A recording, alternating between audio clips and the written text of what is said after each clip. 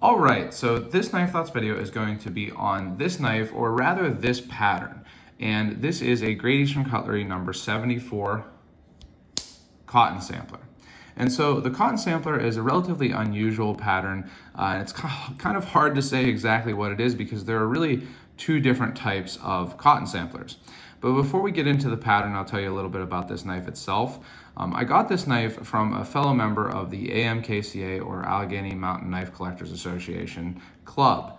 And I collect the club knives from the AMKCA, and this member has been, a big help to me learning about vintage knives, particularly Remington knives, and also just welcoming to the club.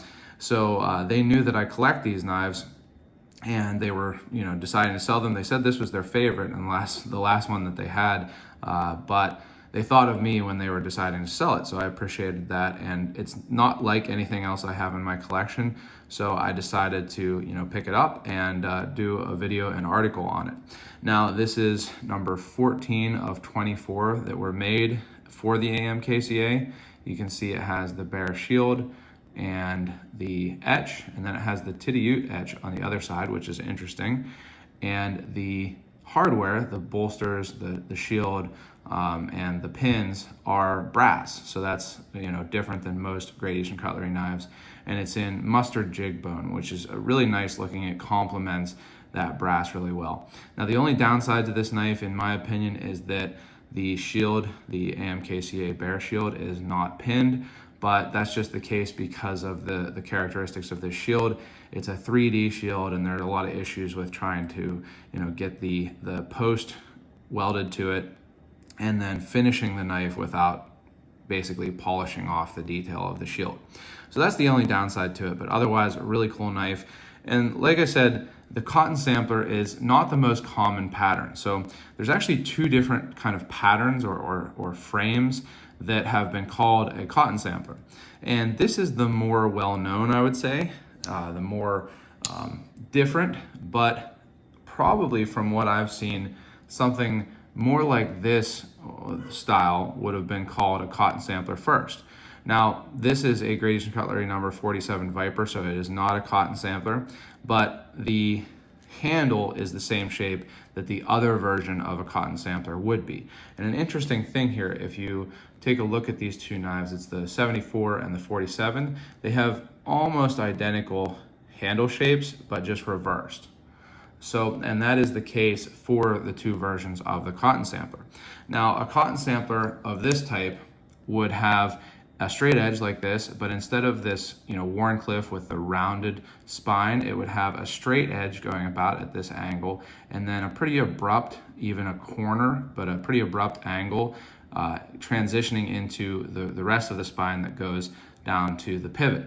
So it's almost like a very tall coping blade or an exaggerated sheepfoot, and I don't have one in my collection anymore, but the number 93 ram foot that Great Eastern Cutlery did, that blade is more similar to this type of cotton sampler than the Wharncliffe. Now, it's not exactly the same because the transition between the two sections of spine on a cotton sampler is usually more abrupt than it is and more of an angle than on the ram's foot, but it is, relatively similar, more similar than the Wharncliffe. So this is one version, or if you can imagine a different blade, is one version of the cotton sampler. And like I said, it's hard to find very much specific first primary information about the history of really any traditional pattern, but particularly I've had trouble finding primary documents and things like that for the cotton sampler. But the oldest things that I found that actually said cotton sampler as the name of the knife had this shape of handle and the blade that I described, rather than the more commonly known. So that's the first type. And the second type here is the one that I'll focus on the history of a little bit more. Now, this is the second type, and probably what you will more commonly see now called a cotton sampler. Queen did make some cotton samplers in this style and other companies, but most have been made recently, or I guess modern, examples have been of this type. And so as you can see, it's the reverse handle, like I mentioned, but then this really, really interesting, strange blade. And so it has an unsharpened, unground, completely unground, flat area, and then a downward angled straight edge with a really curved, abrupt belly that comes up to another straight edge, and then actually a clipped area from the tip to the spine, and the spine is pretty much straight from the pivot. So a very unusual blade shape. Now, first I'm going to tell you the explanation for why this blade shape has been called a cotton sampler, and then I'm going to tell you what I think maybe the true history of it is. So the reason that this is called a cotton sampler, or the reason people give and how it was used, is that cotton would come in bales, and you would have to figure out the quality of that bale of cotton by testing it. So you would use this really abrupt belly to cut into the bale, and then this almost spoon-shaped blade could be used to pull some of that cotton out. Now, then apparently you test the quality of cotton by the length of the fibers. And from what I've read, I've seen several people say that this area here can be used to kind of pull out those fibers and kind of lengthen them and see how long the fibers actually are. So it's an interesting use. Now, I have never tested a bale of cotton. I've seen cotton driving by as I was, visiting more southern, areas, but I have never been involved with the production of cotton whatsoever.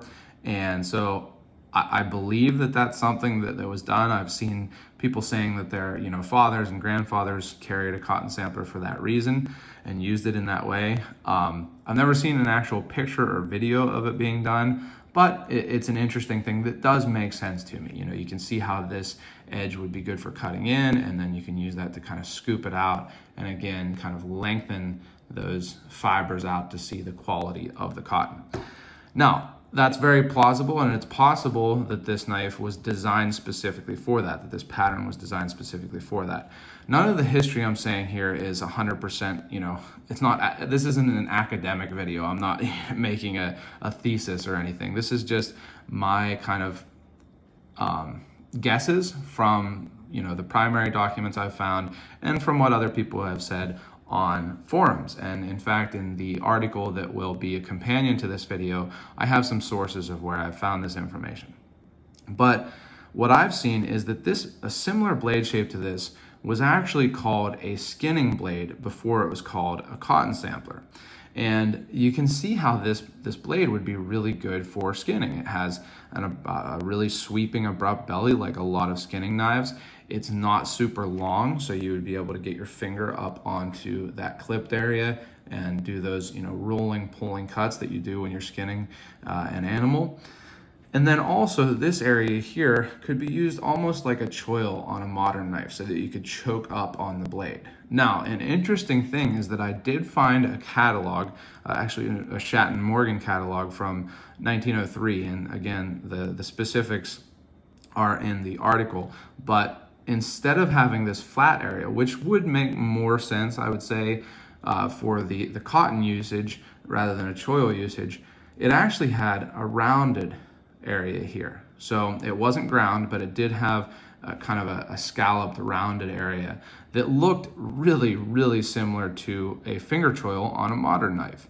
So to give you an example of what that looks like if you're not familiar, this is a TRM Atom. You can see this kind of scalloped area. If you imagine that actually went in a full half circle rather than kind of a quarter circle there, if it went in a full half circle, that was what was in this area of the blade.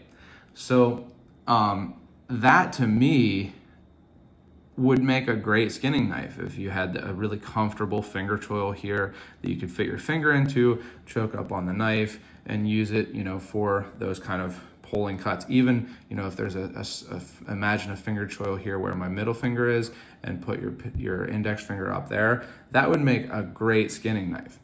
And again, there may be other primary documents showing older examples, previous to that one that I found of this shape being called a cotton sampler. But from what I've found, it was called a skinner blade or skinning blade before a cotton sampler. So that was something I just found really interesting to see that what may have happened, and again, this is conjecture, but what may have happened is this might have started as a skinning knife at a time where more people were hunting and catching their food, hunting and trapping their food, than there was agricultural work. And you can actually see that in other patterns, like the trapper pattern. The trapper pattern is not super well suited in its blade combination to agricultural or especially modern usage. The improved trapper is, but the trapper is more suited to outdoor hunting, skinning, and obviously trapping. But the knives evolve with their usage. So it may have started out when more people were hunting, trapping, things like that, as a skinning blade. But then as more people started to work in agriculture, be involved with cotton and things like that, it may have just kind of been co-opted into that role. So they might have realized this is a great skinning blade, but it also works well as a knife to test cotton bales. Again, pure conjecture on my part, but I can see that being the case based on how other patterns have evolved and based on just what was going on in the world at the time that these knives were probably most in use, most popular. So just something I found interesting. Like I said, I couldn't find a whole lot of information about the cotton sampler, or more specifically primary documents, catalogs, things like that. But what I have found has been really interesting, and I hope it's been interesting to you. Now, one thing is that these knives are not super easy to find. Not a lot of people are making them. Gradation Cutlery hasn't made them since 2013, I believe. And the only company I know of that makes them or has a selection of them is Rough Rider, so Smoky Mountain Knife Works brand. Now, Marbles, which is another Smoky Mountain Knife Works brand, also has a cotton sampler. I don't have one of those, but they do have several different versions. So if you're interested in having a knife like this, that's probably going to be your best bet. I am thinking about trying one of those, but I just haven't yet, and I wanted to make this video to go along with the article. So speaking of, make sure you do check out the article. It has some of those historical pictures and a little bit more detail. Also, as always, if you enjoy this type of video, make sure you subscribe to the channel and click the bell so you know when I post new videos. Check out my social media. I'm on Instagram and Facebook at Knife Thoughts, and my website, knifethoughts.com, where the articles are. And last but not least, as always, don't forget to go out and do good.